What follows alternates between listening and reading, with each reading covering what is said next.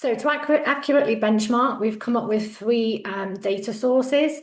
First is obviously published market data. A lot of the big consulting firms will conduct salary surveys. They'll put together executive comp reports.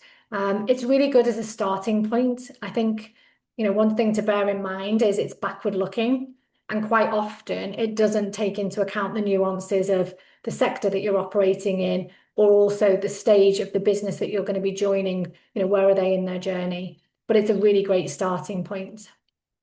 Not that I'm biased, but I think recruiter intelligence is a big one. If you've got relationships with recruiters, search firms, they can provide you with live placement data. That's the closest really to a kind of a real market rate. So I ask the question, what are you seeing in the market?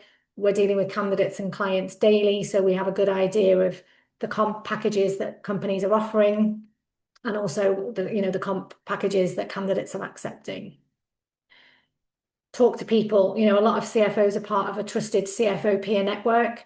You can ask the question. Hopefully people are quite open to share, not necessarily specifics, but can give an idea of the ranges that they've been seeing in their own processes as they've gone through a search for a new position.